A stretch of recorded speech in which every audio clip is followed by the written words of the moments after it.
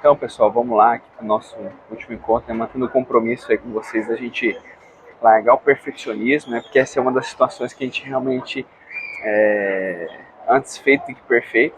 A gente não passar o prazo, não deixar para amanhã o que pode ser feito hoje. Então, no domingo tem exatamente uma semana que a gente tem nosso último encontro. Eu vou fazer aqui, estou fazendo do aeroporto, né, aqui de Santos Dumont, no Rio de Janeiro. Tô dando uma olhada aqui, ver onde que a gente pode fazer. Mas vai ser inclusive bom porque eu tava com o microfone, então já dá para eu poder olhar. E outra coisa para eu aprender outras questões quanto a questão de edição, de vídeo e tudo mais. Só que eu acho que eu até encontrei um localzinho aqui bacana aqui pra gente fazer. Vamos lá aqui.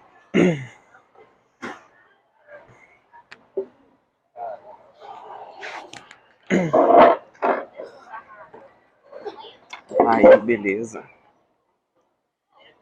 Então vamos deixando aqui. Aí, pessoal. Então é isso, vamos arrochando, vamos fazer, né, sem desculpas. Vou só ver se eu deixo aqui para eu tomar meu café.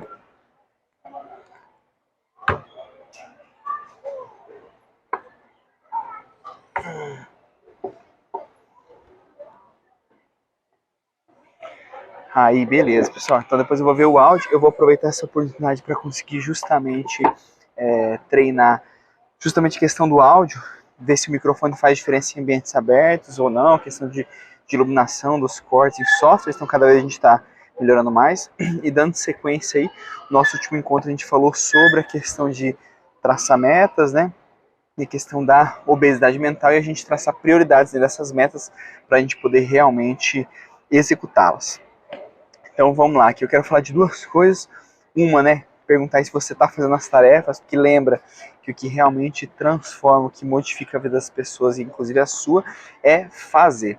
Porque às vezes pode ter alguém que de repente ouve aqui os conceitos que eu falo, não é nada, eu não inventei nada, né? Na verdade, eu me apropriei de conteúdos que eu consumi várias e várias vezes, de diferentes autores, e eu mesmo posso já ter tido esse mesmo questionamento que você pode estar tendo, que assim, Lucas, o que você está falando aí eu já ouvi, não tem nada de novo para mim. Pois bem, eu quero reforçar com você o seguinte, não tem nada de novo, esse não é o problema, o que você tem que procurar é o seguinte, o que eu estou falando que você sabe que você tem que fazer, que você ainda não fez? Que na verdade é aquilo assim, ó, você saber o que precisa ser feito e não fazer é a mesma coisa que não saber. De novo, é pura obesidade mental, estou só relembrando aquilo que a gente falou na última vez. Então a gente realmente tem que colocar em prática. Então aqui eu vou sempre que possível tentar colocar uma tarefa no final de cada uma das atividades, né, de cada um dos encontros, né? Posso chamar de tarefa, tem gente que tem bloqueio com isso aí, a gente pode chamar então de atividade, né? Que tinha aquela questão de tarefa em casa, que era uma coisa ruim de se fazer e tudo.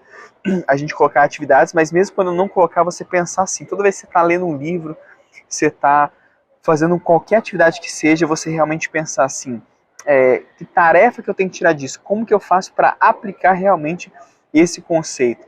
Porque quando você age, você colhe um resultado e é aquilo lá, ou você acerta ou você aprende.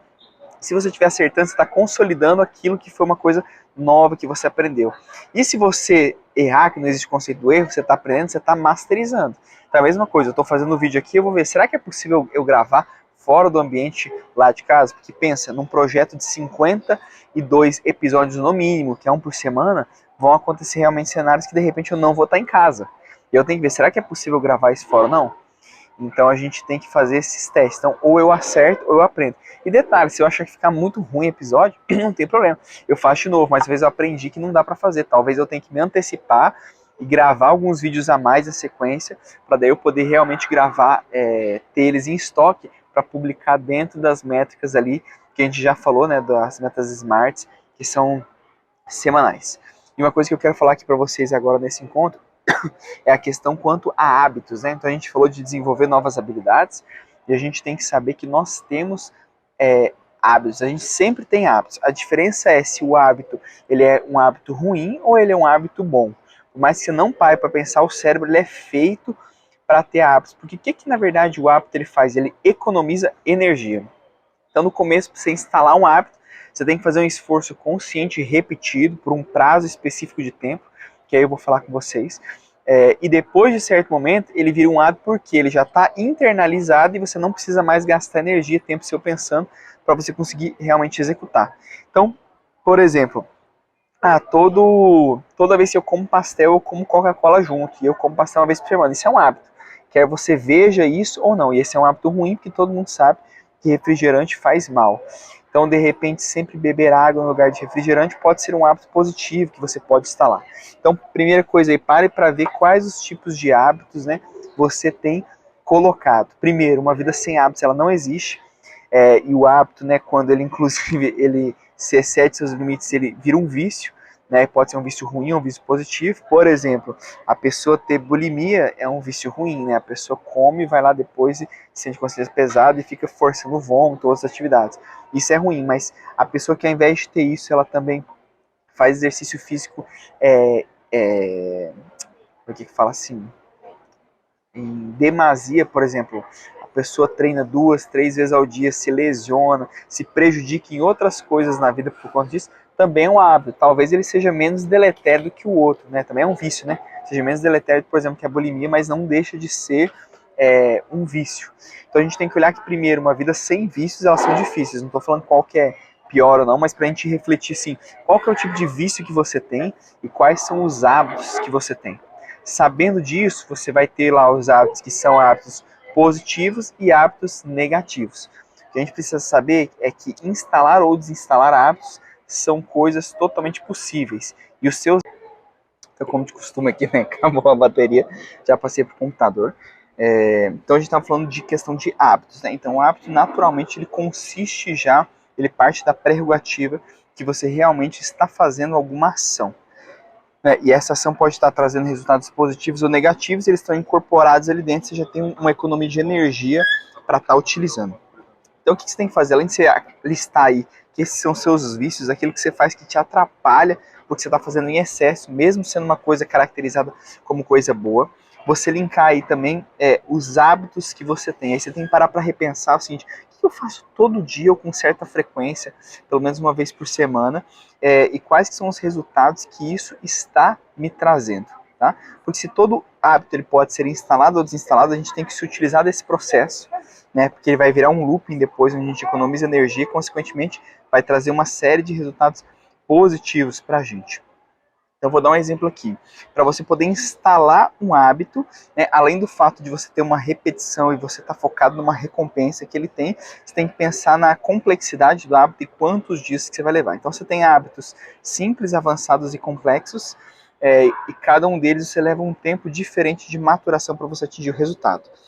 Tem um livro que chama O Poder do Hábito, que ele aborda essa questão dos tempos, e ele mostra vários trabalhos de neurociência lá que acabam influenciando isso. Então, por exemplo, um hábito simples, para você mudar ele, você precisa fazer 7 dias de maneira repetida. O que é um hábito simples? Por exemplo, você tirar o açúcar do café.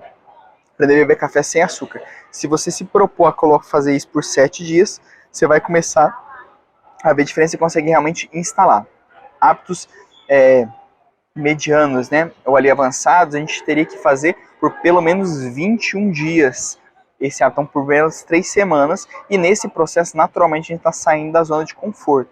Então, a gente tem que realmente estar consciente do processo, a gente tem que ter gatilhos bem específicos, a gente tem que estar consciente durante o processo, eu vou dar alguns exemplos para vocês, e depois desses 21 dias ele fica instalado, tá?